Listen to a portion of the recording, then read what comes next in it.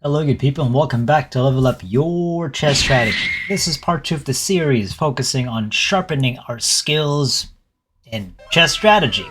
If you're studying tactics and openings, which seem to be fan favorites for every chess improver, then chess strategy will amplify the skills you got from those two studies. Today we will look into a chess principle called advantage in space. And I hope you can get something out of it. Let's boost that ELO. Let's get it. Round one, fight! To illustrate the idea of advantage in space in chess, I'm going to use an old master game. One between Jose Raul Capablanca and an opponent named Mark Flonerov. If you've studied a little bit of chess history and or popular games, you know that Jose Raul Capablanca is a highly positional player that makes chess so simple and crystal clear. He's also a tactician, but compared to somebody like Alekhine or Alekhine, he's less dynamic and more highly chess principled. This game took place in 1918. Oh, before I begin, before I forget, if you do like this content, find it tolerable and it's helping your chess a little bit, please leave a like and sub. You have my gratitude. Let's get started. All right, let's get started, guys. So e4, e5, knight to f3, knight to c6, and we get the Scotch.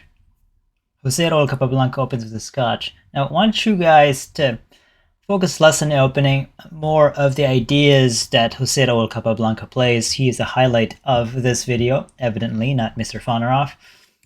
d6. Very conservative. Now you can push there, but then you lock the position. So knight to c3, just maintaining the tension, just leaving nothing to be done. Yes, pawn to pawn, nothing, just maintain the central tension. Knight to f6, again you have the option of closing. Jose Raul plays bishop to b5, pinning, but also castling next. And here bishop to d7, castles, bishop to e7, rook to e1. Just natural developing moves. Here e takes. Now knight takes.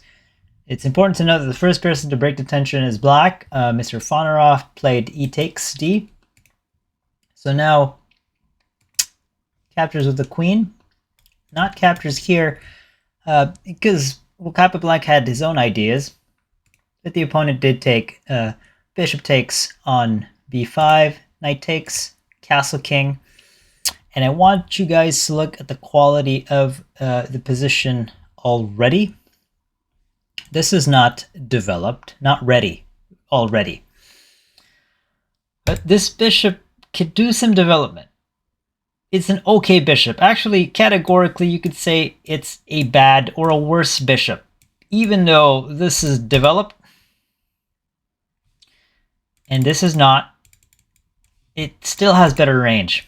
And more importantly, you can kind of look at the position. The queen's already advanced to the 4th rank. This central pawn occupies f5 and d5. So in some way or another, there is already a territorial advantage. But what Mr. Capablanca does to maneuver and take advantage of that space, you shall see. And the first thing he does is, well, create threats. What to do? Develop this, develop this. You have this awkwardly placed knight, and he makes it less awkward with queen to c3, just threatening to take. Not with the knight, of course, as if you take with the knight, you get pinned. So what does black do here? And you can tell by the quality of the moves that they play that black is kind of behind in terms of skill, like massively behind. And he plays c6. Which threatens the knight, but what it does is whenever you have a pawn beside another pawn, it weakens this square. And more importantly, you see that bishop, that it's kind of bad? Well, it's still bad. It's still a bad bishop. So by playing a move that's, say, d5, which is a strong move, playing d5, you have immediate counterplay. You allow your bishop to see through better. And you fight for space, not the final frontier, but space. and you allow this to be captured, even say with queen takes, and simply, if the queen gets attacked here, this gets recovered. So material kind of priority is not the priority. In this case, pawn takes on e4, solid for black, and after say bishop, queen takes, bishop takes, better actually, and you can put your rook, and white will have to defend it, but black has this central pawn, and it seems complicated, but see, that's why Capablanca is Capablanca, because c6. You're like, okay, still worse bishop. How bad can it be? Decently bad.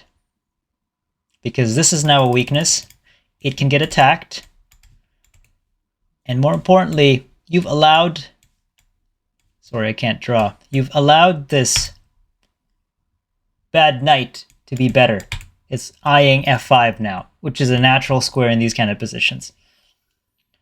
Knight to d7, trying this. Easy. Knight to f5. And the queen can transpose here, threatening d6, and now threatening g7 as well. Bishop to f6, queen to g3. The queen's active. You got technically more space. Not the final frontier, I have to say it. And now black tries to develop pieces, probably not in the strongest squares. Knight to e5. Mind you, you're probably thinking, what about attacking the queen? Well, it gives more tempo to white. Simply push. f6, rook to d1. Two weaknesses, and now you have pawn phalanx and more space in the king's territory.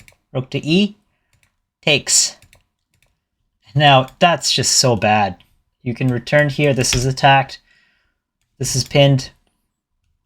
It's just bad. Queen to g3. Knight to e5. And now, look at all the attacking pieces. Black, at the beginning of the game, is one move behind, but now is multiple moves behind. The queen is very passive here. The rook's not even connected yet. So you could say development, but Capablanca just understands space and tempo much better. Queen to c7. Now connected and also dominating a d and e file. Well, e file, we could argue that the pawn's blocking. Rook a to d8. And here, do you guys want to guess what Capablanca's next move is? I'll give you 3, 2, 1. Next move is sacrifice the rook.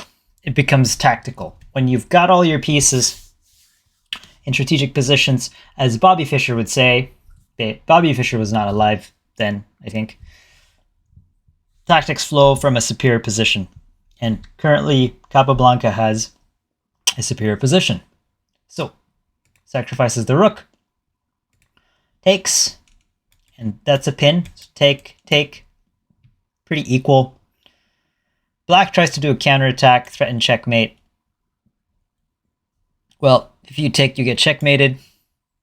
Simply captures here. But here the difference is, of course, Capablanca already calculated how far this sequence will go. Bishop takes, looks clever. The opponent's probably smiling like, okay, it's not bad. You're defending checkmate, you're attacking the queen. Is he okay? Is the game now okay? Well, it isn't. The game's actually done. Knight to h6 check. And do you want to guess what Capablanca played? Hint, because of this open file and a weakness in the back rank. Well, I'm giving too many hints. Capablanca sacrificed the queen. I didn't say that with the greatest effect. But now you can't capture. Your queen's on prise. You take. What's the next move, guys? Ladies and gents? Want to guess? In 3, 2, 2, 1. Knight takes on f7. Fork, winning a piece. You take, you get checkmated. You go back. It's just a sad state of affairs. So quick recap. Advantage in space and everything else. e4, e5, knight to f3, knight to c6, d4. d6, knight to c3. Maintaining tension, not doing anything, not grabbing pawns, just central tension. Bishop to b5, bishop to d7, castle, castle. Not even pushing there. Just wants the position to be fluid. Do you want an open or closed position? He doesn't close the position. E takes d, takes, takes, takes. And now you have what looks like an awkward knight. But you also have a bad bishop. Castle. Attacking. Rerouting. The best way, of course, is to respond in kind. Counter. Activity. But that's not what happened. c6, provoking the weakness here. Still making the bishop not good. Still with the worst space. Gotta capture and not relinquish space. And now you gave a tempo. f5 is coming to a square near you, by the way. Hit, hit, hit. 1 attacker, 2 attacker, 3 attacker, and a pawn that's much stronger than any pawn you have, and the central squares. Now the transformation is complete. Takes, hit, bad counter, takes, hit, the queen. Actually, he resigned right here. Right here. Hope you guys got something out of that. Central squares. Advantage in space. Active play. And when your opponent tries to provoke a weakness in your pawn structure, think about it. Think of what they're trying to do and see if you're not really improving your position and also just adding more holes to your defense. Hope you guys got something out of that. I'll see you guys later. Double P's.